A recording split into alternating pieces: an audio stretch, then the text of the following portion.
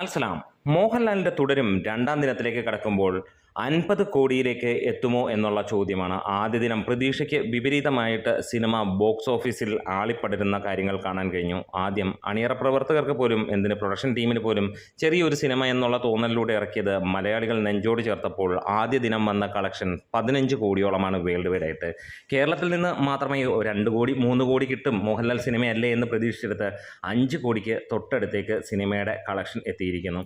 അതുതന്നെയാണ് ഞെട്ടിക്കുന്ന രീതിയിൽ ആളുകളെ അട്രാക്റ്റ് ചെയ്യുന്നതും. അതെ, മോഹൻലാലിൽ നിന്ന് എബോ ആവറേജ് ഒരു സിനിമ വന്നാൽ പോലും റേഞ്ച് എങ്ങനെയാണെന്നുള്ളത് എമ്പുരാൻ കാണിച്ചു തന്നു. എമ്പുരാൻ വെച്ച് നോക്കുമ്പോൾ ഫാർ ബെറ്റർ എന്നുള്ളതല്ല, എക്സ്ട്രീംലി എക്സലൻറ്റ് എന്ന് തന്നെയാണ് ഈ ഒരു സിനിമയെക്കുറിച്ച് പറയാനുള്ളത്.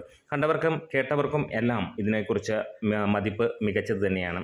എന്താണെങ്കിലും ഡേ 1 4,81,00,000 രൂപയാണ് സിനിമ നേടിയത്.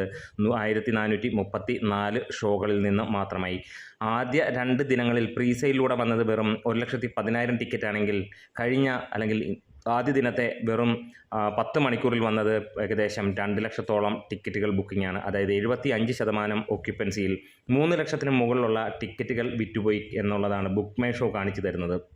ഇന്ന് ബുക്ക് മൈ ഷോ ശനിയാഴ്ച നോക്കുമ്പോൾ തീ എന്ന് തന്നെയാണ് പറയാനുള്ളത്. കൊടൂര തീ എന്ന് തന്നെയാണ്. മണിക്കൂറിൽ 25,000-ന് മുകളിലുള്ള ടിക്കറ്റുകൾ വിറ്റുപോകുന്നു. അതായത് ഇന്നലെ വിറ്റുപോയതിനേക്കാളും കൂടുതൽ ടിക്കറ്റുകൾ വിറ്റുപോകുന്നു എന്നുള്ളൊരു കാര്യം തന്നെയാണ്.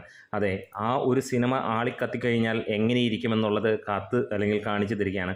ബുക്ക് മൈ ഷോയിൽ പുതിയ തരംഗമായി മാറുന്നു മോഹൻലാലിൻ്റെ തുടരും എന്ന ചിത്രം.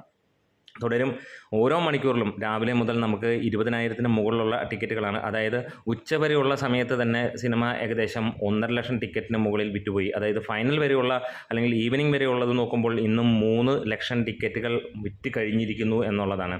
എന്തായാലും സിനിമ 50 കോടി എന്നടിക്കുമെന്നുള്ളതാണ്. ആദ്യ ദിനം 15 കോടിയാണെങ്കിൽ രണ്ടാം ദിനം തീർച്ചയായും 25 കോടി അല്ലെങ്കിൽ 20 കോടിക്ക് മുകളിലേക്ക് പോകും. മൂന്നാം ദിനം ഞായറാഴ്ച സിനിമ 50 കോടിയിലേക്ക് കയറുമെന്നുള്ളത് ഉറപ്പിച്ചിരിക്കുകയാണ്. എന്തായാലും ഒരു തീ ബുക്കിംഗ് കൊടൂരം എന്ന് തന്നെയാണ് ഇതിനെ വിശേഷിപ്പിക്കാനുള്ളത്. മോഹൻലാൽ അതിശോഭന കൂട്ടുകെട്ടിൽ ഒരു സിനിമ വരുമ്പോൾ അത് മലയാളിക്ക് നൊസ്റ്റാൾജിയ ഫീലാണ്. വേറെ ഒന്നുമല്ല, ഈ ഒരു സിനിമയിൽ ഈ ഒരൊറ്റ പോസ്റ്റർ കണ്ടാൽ പോലും ജനങ്ങൾ ഇടിച്ചു കയറും. അതുതന്നെയാണ് ആ ഒരു കൂട്ടുകെട്ടിൻ്റെ പ്രത്യേകതയും. തരുൺ മൂർത്തി ഒരു ഗംഭീര സംവിധായകനാണെന്ന് ഒരിക്കൽ കൂടെ പ്രൂവ് ചെയ്തിരിക്കുന്നു. ജെയ്ക്സ് ബിജോയ് മികച്ച പശ്ചാത്തല സംഗീതം അല്ലെങ്കിൽ നമുക്ക് BGM കാര്യങ്ങളും ഒക്കെ നോക്കുമ്പോൾ ആ ഒരു അപാര സംഭവം. ഈ സിനിമയുടെ മാക്സിമം ലിവറേജ് കൊടുത്തിരിക്കുന്നു ആ ഒരു BGM എന്ന് തന്നെ പറയാം. എന്താണേലും മികച്ച എഡിറ്റിങ്ങും കാര്യങ്ങളും ഒക്കെ ആയിട്ട് സിനിമ പോകുമ്പോൾ സാധാരണ പ്രേക്ഷകനെ തൃപ്തിപ്പെടുത്തുന്ന ചിത്രം തന്നെയായി മാറുന്നു തുടരും. അതുതന്നെയാണ് ബോക്സ് ഓഫീസിൽ തീ പിടിപ്പിക്കുന്നത്. എമ്പുരാന് മുകളിലേക്ക് സിനിമ എത്തുന്നു. നമ്മുടെ വീഡിയോസ് ഇഷ്ടമായാൽ സപ്പോർട്ട് ചെയ്ത് തരണം. ലാൽ സലാം.